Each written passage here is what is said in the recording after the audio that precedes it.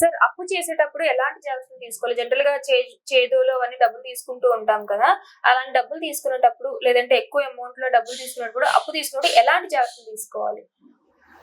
అప్పు తీసుకునే వాళ్ళు ఎవరు జాగ్రత్తలు తీసుకోరండి. ఎవరో రేర్ పర్సెంట్ 1.5%, 2% తీసుకుంటారు. అప్పు ఇచ్చేటప్పుడు అప్పు ఇచ్చినోడు మాత్రం జాగ్రత్తలు తీసుకోవాలి.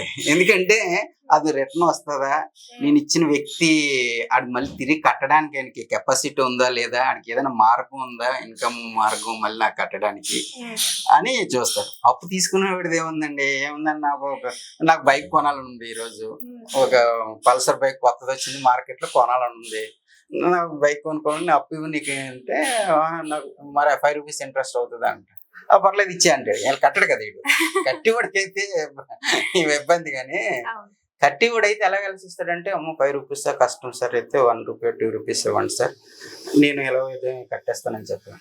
వాళ్ళు ఎలా ఆలోచిస్తారంటే, నాకు శాలరీ ఒక 20,000 వస్తుంది, ఇంటికి 10,000 ఖర్చు అవుతుంది, ఒక 5,000 నేను నెలకి కట్టేయగలను సార్, ఆ విధంగా ఆలోచిస్తారు. నిజంగా కట్టాలనుకున్నారు. జనరల్ గా మాక్సిమం 90% అయితే అలా ఆలోచించరండి. ముందు అప్పు ఎవడిస్తాడో తీసుకుంటారు. ముందు ఆడి అవసరం ఏదైతే ఉందో, ఆడి ఫ్యాషన్ ఏదైతే ఉందో దాన్ని చేస్తాడు. అది కూడా ఏం చేస్తాడు, ఫస్ట్ కొంత అమౌంట్ కడతాడు, వెహికల్ తెచ్చేస్తాడు. ఆ వెహికల్ ఏం చేస్తాడు, వాడేస్తాడు. ఈలో ఫైనాన్స్ నెక్స్ట్ మంత్ కట్టలేదు అనుకోండి, వెహికల్ పట్టిపోతే ఆల్రెడీ దాని మీద మోసిపోయింది. ఇప్పుడు నాకు ఆర్లీ డేవిడ్సన్ బైక్ కొనాలని ఉంది. ఆ బైక్ కొనాలంటే మినిమం 12 lakhs 13 lakhs ఉంటది. ఏంటంటే ఆర్లీ డేవిడ్సన్ బైక్ కొనాలంటే ముందు ఆడు హాఫ్ ఆఫ్ ది అమౌంట్ కట్టాలి. 12 lakhs అనుకోండి, 6 lakhs కట్టాలి. నేను నాకు ఈ దగ్గర అప్పు తెస్తాను, 6 lakhs కట్టేస్తాను, బండి తెచ్చేస్తాను, వాడేస్తాను, ఒక నెల రోజులు 2 నెలలు వాడేస్తాను. నేను ఈఎంఐ కట్టాలి, నెక్స్ట్ ఈఎంఐ మళ్ళీ డబ్బులు ఉండదు. వాళ్ళు ఏం చేస్తాను, ఈలోగా ఈఎంఐ కూడా వచ్చి బాబు నువ్వు కడతావా లేదా అంటాడు. నేను కట్టలేను అంటాడు. బండి పోను నేను అనుకున్నది 4 రోజుల్లో తొక్కిస్తాను. ఈ 6 lakhs నాది కాదు, బండి నాది కాదు. మోసపోయేది ఎవరు, డబ్బులు ఇచ్చినోడు మోసపోతాడు. తర్వాత బండి కాలాడు మోసపోతాడు. అయితే బండి కాలాలు రికవరీ చేసుకుంటారు. తర్వాత రికవరీ చేసుకుంటారు. ఇంకా ఆల్రెడీ బండి ఆడికి వెళ్ళిపోయింది. తర్వాత వీటి మీద కంప్లైంట్ పెట్టొచ్చు. అన్ని విధాలుగా కూడా మీ దగ్గర చీజ్ చేసుకోవడానికి వాళ్ళు. అంటే ఇప్పుడు అప్పు ఇచ్చేటప్పుడు ప్రామిసరీ నోట్లు లాంటి ఇలాంటి రాయిపించుకుంటారు కదా సార్, వ్యాలిడిటీ ఇన్ని మంత్స్ లేదా ఇన్ని ఇయర్స్ అని వ్యాలిడిటీ ఉంటాయి ప్రామిసరీ నోట్ మీద. అవి ఒకవేళ చెల్లిపోతే, అప్పు ఇచ్చిన డేట్ అయిపోతే కనుక అది ఇచ్చినా కూడా ఇవ్వలేనట్టే వచ్చేస్తుంది. ఇలాంటి సందర్భాల్లో అప్పు ఇచ్చిన వాళ్ళు ఎలాగా రికవరీ చేయగలుగుతారు? ఇప్పుడు ఎప్పుడైనా సరే మీరు ప్రామిసరీ నోట్ 3 years పనిచేస్తారు. 3 years ప్రామిసరీ నోట్ పనిచేస్తారు. చెక్ అయితే చెక్ 12 months వరకు యూజ్ చేసుకోవచ్చు. ఇప్పుడు తగ్గించారనమాట, 6 months, అది కూడా 3 years వరకు యూజ్ చేసుకోవచ్చు. అయితే ఇప్పుడు ఎప్పుడైనా కూడా చెక్ తీసుకునే వాళ్ళు ఏం చేస్తారంటే, డేట్ వేయకుండా చెక్ తీసుకుంటారు. డేట్ వేయరు. వాళ్ళు ఎప్పుడైతే టైం దగ్గరకు వచ్చిందో అప్పుడు ఆ డేట్ వేసుకుని వాళ్ళు వేస్తారు. అలాగా ప్లాన్ చేస్తారు ఫైనాన్స్ కంపెనీస్. కానీ ఫైనాన్స్ కంపెనీలు ఎప్పుడు కూడా చెక్స్, ఎంటీ చెక్స్ తీసుకుంటాయి. నో డేట్స్, దాంట్లో డేట్స్ ఓన్లీ సైన్ చేసి తీసుకుంటారు. అంటే వాళ్ళు సేఫ్టీ చూసుకుంటారు అనమాట. ఎందుకంటే ఈ కట్టగలరా లేదని అన్ని చూసుకుంటారు. సో ఎప్పుడైనా సరే డబ్బులు తీసుకునే వాళ్ళకి 90% ఎప్పుడు ఇబ్బంది ఉండదమ్మా. ఎప్పుడు ఇబ్బంది అంటే, వాడికి రెస్పాన్సిబిలిటీ ఉంది, నా సొసైటీలో హై ప్రొఫైల్ ఉంది, నా పరువుకి భంగం వాటిల్లో పరిస్థితి పొందని ఆలోచించే మెంటాలిటీ 10% ఉంటారు. కనుక 20% ఉంటారు, 20-30% ఉంటారు. వాళ్ళు ఏంటంటే అప్పు తీసుకునేటప్పుడు చాలా జాగ్రత్తలు తీసుకుంటారు. తక్కువ వడ్డీకి వచ్చి ఎవరిస్తారో వాళ్ళ దగ్గరికి వెళ్తారు. అది ఇచ్చినోడు బ్యాంక్సా లేకపోతే ప్రైవేట్ వ్యక్తుల దగ్గర తీసుకున్నారు అనుకోండి, వాడు తెల్లవారు 6 గంటలకల్లా బయట ఇంటికి వచ్చి ఆన కొడుతుంటాడు, నా డబ్బులు అలా న్యూసెన్స్ చేస్తాడా, ఇలాంటి చూసుకుంటారు. కొందరు గోండాలు బిజినెస్ చేస్తారు. అలాంటి కట్టకపోతే రోడ్డు మీద ఎక్కడ కనపడితే అక్కడ బండ్లు వెళ్ళి లాక్కెళ్ళిపోతుంటారు. ఎక్కడ వెళ్ళి ఫ్యామిలీతో వెళ్ళారని మధ్యలో ఆపేస్తుంటారు. ఇలా రౌడీజాలు జరుగుతుంటాయి. అవన్నీ నిజంగా కట్టినోడు అన్ని ఆలోచిస్తాడు. కట్టలేనుడైతే ఆడెక్కడ ఆపుతే అప్పుడు చూసుకుందా అనుకున్న కొంతమంది ఉంటారు. ఆ విధంగా ఫైనాన్స్ తీసుకునే వాళ్ళు పర్సంటేజ్ తక్కువ ఆలోచిస్తారు అన్నమాట. ఇలాగా అమ్మ నాకు కట్టియాలి, ఆ కట్టియాలని ఉన్న ఉద్దేశం ఉన్నవాడు ఏం చేస్తారంటే, తక్కువ వడ్డీకి రెస్పాన్సిబుల్ గా ఉన్న వ్యక్తులకే దగ్గరే తీసుకుంటాడు.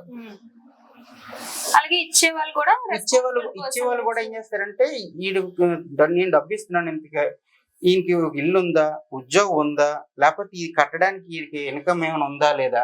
ఇప్పుడు నేను సపోజ్ నేనే ఉన్నా అనుకోండి, అటు ఇటు వెళ్ళిపోయినాడు 10 లక్షలు ఇచ్చేయలేను కదా. నేను ఒక వ్యక్తికి 10 లక్షలు ఇచ్చానంటే ఆడేను ఉద్యోగం చేస్తున్నాడా, దాన్ని నేను ఇచ్చిన 10 లక్షలు నాకు ఎలా రిటర్న్ ఇవ్వగలడు, లేకపోతే ఆడ కట్టలేకపోతే వాడి దగ్గర నుంచి అసెట్స్ ఏమైనా నేను రికవరీ చేసుకోగలరా, ఇవన్నీ ఆలోచిస్తాను. ఒరిజినల్ కొంతమంది బ్లాక్ మనీస్ ఉంటారు, అంటే ఇది ఇప్పుడు వరకు చెప్పేది వైట్ మనీ గురించి. బ్లాక్ మనీ ఉంటాయి కొందరు, ఈ కొన్ని స్మగ్లర్స్, దొంగ రాజకీయ నాయకులు ఉంటారు, వాళ్ళు క్రిమినల్స్. వాళ్ళు తప్పించుకోవడం రాజకీయాలకు వస్తారు. వాళ్ళకి ఏంటంటే రకరకాల బ్లాక్ మనీ వస్తుంది.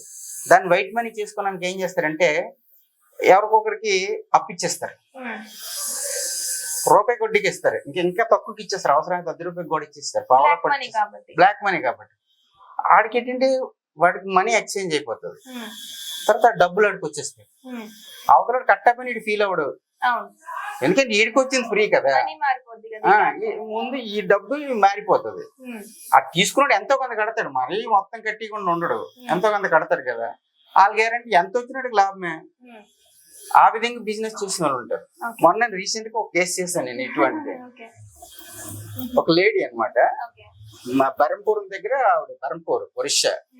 ఆవిడ ఏం చేస్తుందంటే వివిధ రాజకీయ నాయకులు, పెద్ద పెద్ద రాజకీయ నాయకులు, ఇందులో ఎంపీలు ఎమ్మెల్యేలు కూడా ఉన్నారు, మినిస్టర్లు కూడా ఉన్నారు, వాళ్ళందరి మనీ తీసుకొచ్చి వాళ్ళకి వచ్చినాయి అంటే ఇవన్నీ వస్తాయి కదండి, ముడుపులు అయ్యి వస్తుంటాయి కదా, అన్ని తీసుకొచ్చి ఆవిడ దగ్గర పెట్టారు.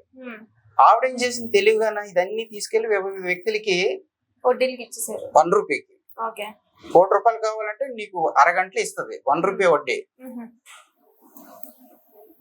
అలా ఇచ్చింది, అందరూ కట్టేస్తుంటారు. ఈవిడికి ముందు వడ్డీలు వస్తాయి,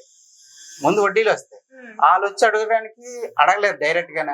ఏంటంటే నా దగ్గర డబ్బులు లేదు, ఇప్పుడు ఖర్చు అయిపోయింది, నేను తర్వాత ఇస్తానంటే ఆవిడ మీద ఏం కేసు వేయలేదు వీళ్ళకి, ఎందుకంటే ఈ రికార్డెడ్ వచ్చిన మనీ కాదు కదా, వీటికే బ్లాక్ లో వచ్చింది. ఎలా అడుగుతాడు, ఏమనంటే కోర్టులో కేసు వేసుకోంటది వెళ్ళి. ఇప్పుడు అదే పరిస్థితి. అంటే ఆ కేసు చేయకూడదు, నేను ఆవిడ కేసు చేశాను. ఎందుకు చేశానంటే ఒక లేడీ బతుకు తెరువు లేదు ఆవిడకి, అన్ఎడ్యుకేటెడ్ పర్సన్, తెలివితేటలు ఉన్నాయి. ఆవిడ ఫ్యామిలీ చూసి నాకైతే బాధాకరమైన అనిపించింది అన్నమాట. ఇంకా తప్పక ఆవిడ వేరే వృత్తిలోకి వెళ్ళిపోతుంది, దానికంటే ఇది బెటర్ కదా ఇచ్చేసి. అది కూడా ఏం చేసింది, ఎవరైతే దొంగలు ఉన్నారో వాళ్ళ దగ్గర నుంచి, దొంగల దగ్గర నుంచి డబ్బు, అది పొలిటీషియన్స్ కూడా వచ్చింది దొంగమని, అది ఆ దొంగమని తీసుకొని తెలివిగా ఆవిడ చేస్తుంది. అందుకని కేసు టేకప్ చేశారు. ఇలా కూడా జరుగుతాయి. రైట్. సో ఎవరైనా సరే అప్పులు తీసుకున్నప్పుడు కానీ ఇచ్చే వాళ్ళు ఎవరైనా ఉన్నా కూడా కొంచెం జాగ్రత్తలు మెయింటైన్ చేసి ఇవ్వడం చాలా మంచిది. Right. Thank you sir. Thank you so much.